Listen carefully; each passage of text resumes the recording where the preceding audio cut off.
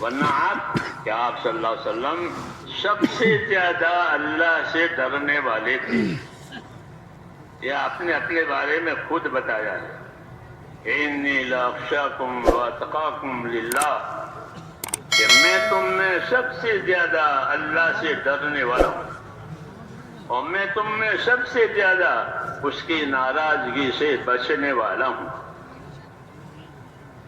یہ تعارف کرایا ہے اور اس میں دعوت ہے، یہ تعریف نہیں ہے بلکہ تعارف کرایا ہے اپنی حیثیت کا، اپنے منصب کا، کہ میں تم میں سب سے زیادہ اللہ سے ڈرنے والا ہوں اور میں تم میں سب سے زیادہ اس کی ناراضگی سے بچنے والا ہوں. انی لاخشاکم واتقاکم للہ، یہ ہم کو تعلیم دی ہے کہ اللہ کے ساتھ تمہارا معاملہ کیسے ہوگا. یا ہماری شریعت میں اللہ سے نڈر ہو جانا کفر ہے. اللہ سے نڈر ہو گیا کہ یہ کفر ہے. ایمان کا تقاضا ہے کہ اللہ سے ڈرے، اور اللہ سے ڈرنے کا مطلب یہ ہوتا ہے کہ اللہ سے نافرمانی سے اپنے آپ کو بچاوے اور اللہ کی طرف سے جن چیزوں کا مطالبہ ہے وہ مطالبہ پورا کرے. یہ ڈرنے کا مطلب ہے. تو اس لیے حضور صلی اللہ سے ڈر مانگتے ہیں کہ اللہ مجھ کو اپنا ڈر دے. یہ ہم کو تعلیم دی ہے کہ مجھ کو اپنا ڈر دے. کہ کتنا ڈر؟ بعض مرتبہ ڈر اتنا ہوتا ہے کہ آدمی پاگل ہو جائے، اس کے خواص باختہ ہو گئے، ڈر گیا. کہ اتنا ڈر نہیں. ہر چیز کی مقدار، ہر چیز کی ترتیب بتانا نبی کے ذمہ ہوتا ہے. حضرت فرماتے تھے نبی نیت بھی بتائے گا، عمل بھی بتائے گا، ترتیب بھی بتائے گا، تاکہ کام پورا ہو جائے. نبی کے ذمہ ہے کہ نیت بتاوے، عمل بتاوے، ترتیب بتاوے، تاکہ مقصد پورا ہو جائے. کہ کس نیت سے کرو گے اور کیا کرو گے اور کس طرح کرو گے. تو نیت، عمل، ترتیب یہ تعلیم ہوتی ہے پیغمبر کی، تاکہ زندگی کا رخ اللہ کی طرف صحیح ہو جائے.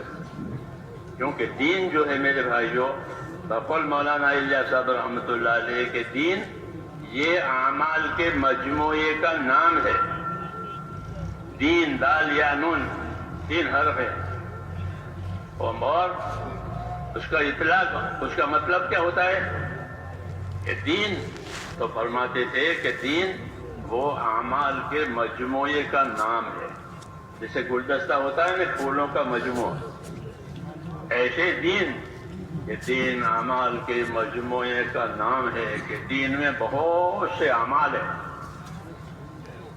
بعض اعمال کا تعلق دل سے، دل کا عمل ہے. دل کا عمل ہے کہ اللہ پر یقین کریں، ہاں اس کو ایمان کہتے ہیں. کہ اندر سے اللہ پر یقین کر کے اللہ ایک ہی ہے، وہی عبادت کے لائق ہے، اور اس سے ڈرے اور اس سے امیدوار رہے.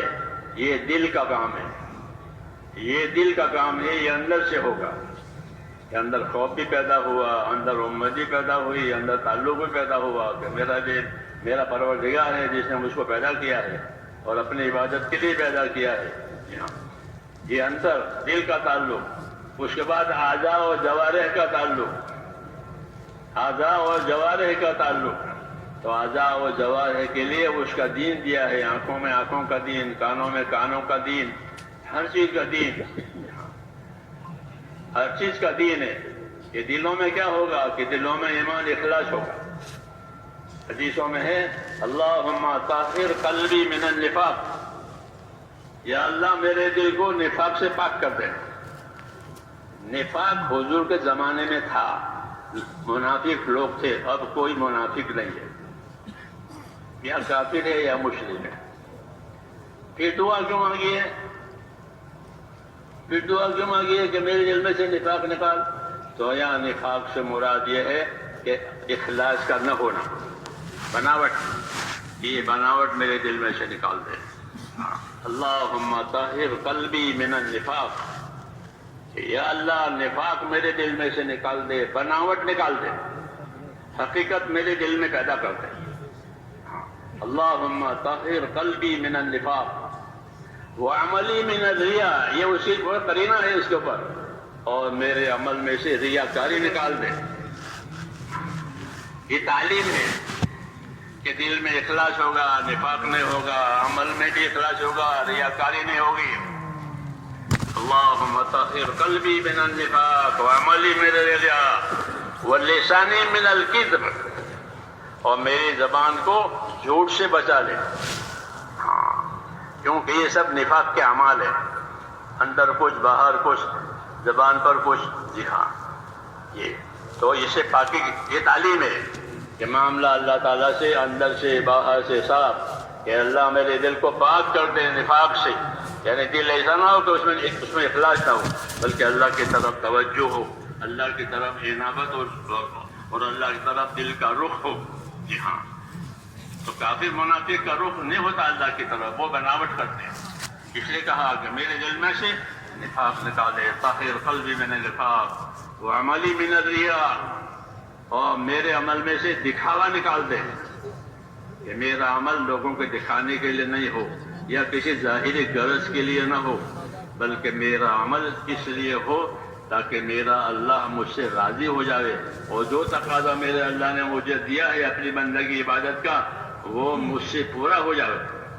جی ہاں، وہ تقاضا مجھ سے پورا ہو جائے. اس لیے کہا میرے عمل کو ریا سے، اور میرے دل کو نفاق سے، اور میری آنکھ کو خیانت سے بچا لے.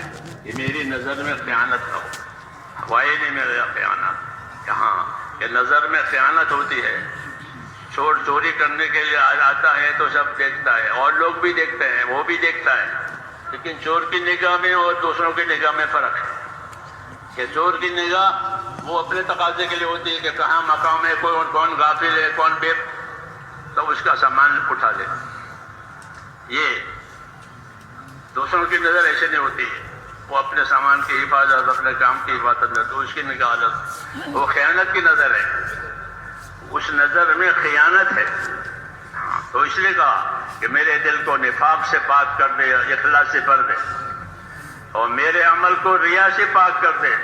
اس میں للہیت پیدا کر کہ میری حرکت جو ہے وہ تیری رضا حاصل کرنے کے لیے ہو. عمل حرکت کا نام ہے، تو میری حرکت کہ وہ تیری رضا حاصل کرنے کے لیے ہو. ہاں، اور اس میں کوئی دغا نہ ہو. اس لیے کہا میری آنکھ کو بھی خیانت سے بچا لے، دغا سے بچا لے. تو زندگی کی صفائی کی یہ شکلیں بتائیے کہ ہماری زندگی میں نفاق نہیں ہوگا، ریاکاری نہیں ہوگی، خیانتیں نہیں ہوگی. تو کیا ہوگا کہ اخلاص ہوگا. اللہ کو راضی کرنے کے لیے دل دیا ہے، اور پھر دل کے بعد بدن کے اعضاء ہیں. تو بدن کے اعضاء کو اللہ تعالیٰ نے عمل کے لیے پیدا کیا ہے. بدن کے اعضاء سے عمل ظاہر ہوگا، ہاں اچھا یا برا. یہ بدن کے اعضاء قیامت میں جو عمل ان سے ہوئے ہیں ان کی گواہی دیں گے. آنکھیں گواہی دے گی آنکھیں گناہوں کی، ہاتھ پاؤں گواہی دیں گے اپنے اپنے گناہوں کی. یہ خود بولیں گے. یہ فضائل کی کتابوں میں حضرت شیخ نے بہت تفصیل سے لکھا. تو بدن کے اعضاء عمل کے لیے ہیں، بدن کے اعضاء عمل کے لیے ہیں. تو وہ عمل قائم ہو جاتے جو مطلوب ہے، اس کے خلاف کوئی عمل نہ ہو. یہ تعلیم بھی ہے کہ دلوں میں یقین آوے، اللہ کی طرف رجوع آوے، اخلاص آوے، اور اعضاء میں اتباع آوے. اعضاء میں اتباع آوے. کسی کی اتباع کے حق کی اتباع، سنت کی اتباع. ہاں، اعضاء سے. ہاں، اس طرح اپنی زندگی کو سنوارنے کے لیے یہ راستہ بتایا، اور دعا مانگی کہ اللہ میری زندگی سنوار دے. اللہم اصلح لی دینی، میری زندگی، میرا دین سنوار دے، میری دنیا سنوار دے، میری آخرت سنوار دے. یہ دعائیں مانگی. میری دنیا سنوار دے، کیونکہ دنیا میں میرا گزارا ہے. دنیا میں میرا گزارا ہے. آدمی دنیا گزارے کی جگہ ہے. یہاں سے آدمی گزرتا ہے روز روز، پھر گزر جاتا ہے. تو یہ میرا گزارا ہے کہ میری دنیا بھی سنور جاوے. اس میں کوئی بات ایسی پیدا نہ ہو جاوے کہ جو میرے گزارے میں بھی نقصان کرے اور میرے مقصد حیات میں بھی رکاوٹ بنے. اور میری آخرت سنوار دے. تیسری دعا مانگی یا اللہ میری آخرت سنوار دے. کہ کیوں کہ وہ تو میرا اصلی ٹھکانہ ہے بھی، وہاں سے کہیں جانا ہی نہیں ہے. تو دین سنور جاوے، دنیا سنور جاوے، آخرت سنور جاوے. ہاں، اس سب کے لیے اللہ تعالیٰ نے رسول کو بھیجا ہے. اور دین دیا ہے. یہ دین تو ہے ہی دین. یہ دین صحیح معنی میں آیا یعنی اندر کا یقین صحیح ہو گیا, خدا کا خوف پیدا ہوا, اور جان مال کا استعمال اللہ کے حکموں کے مطابق ہو گیا. یہ دین ہوا, یہ دین ہوا. کیونکہ جان اور مال کی جتنی طاقتیں اللہ تعالیٰ کی طرف سے ہم کو ملی ہے وہ نعمت کے طور پر بھی ہے اور امانت کے طور پر بھی ہے. اس میں دونوں پہلو ہے. یہ نعمت ہے جان یعنی حیات امانت ہے. ہاں, موت تو مصیبت ہے. موت کیا ہے؟ مصیبت الموت. قرآن شریف مصیبت الموت, موت مصیبت ہے. اور حیات, کہ حیات نعمت ہے. ہاں, حیات نعمت ہے. حدیث میں ہے کہ سب سے افضل آدمی کون ہے؟ کہ من طال عمرہ وحسن عملہ, کہ افضل آدمی وہ ہے کہ جس کی عمر لمبی ہوئی اور اعمال اچھے ہوئے. کہ برا کون ہے؟ کہ عمر لمبی ہوئی اور اعمال برے ہوئے. تو حیات نعمت ہے, زندگی نعمت کے طور پر دی ہے. ہاں, تو جس طرح زندگی نعمت ہے ایسے ہی زندگی امانت بھی ہے. امانت ہونے کا مطلب یہ ہوتا ہے کہ ہم اس کے مالک نہیں ہیں, کیونکہ امین آدمی امانتوں کا مالک نہیں ہوتا بلکہ وہ امانت سنبھالنے کا ذمہ دار ہوتا ہے. تو ہمارے بارے میں یہ کہا گیا کہ زندگیاں امانت ہے تمہارے پاس, اس لیے وہ زندگی کو کوئی نہ بگاڑے.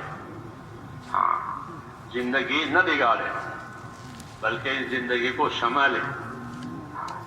زندگی سنبھلتی ہے دین سے اور بگڑتی ہے گناہوں سے, نافرمانیوں سے. اس لیے دین کو سنبھالنا اس کی تعلیم دی ہے تاکہ یہ مصیبت نہ بن جائے. اور ہماری دنیا سنوار دے, یوں مگا ہماری دنیا سنوار دے. دنیا تنگ نہ ہو جائے ہمارے اوپر بلکہ ہماری دنیا حیات طیبہ بنے. یہ قرآن پاک میں ہماری دنیا کیسی بنے کہ ہماری دنیا حیات طیبہ بنے, پاک زندگی بنے. قرآن کریم نے اس طرف اشارہ کیا ہے, ہم کو رہبری دی ہے کہ من عمل صالحا من ذکر او انثى وهو مؤمن فلنحيينه حیاتا طیبہ.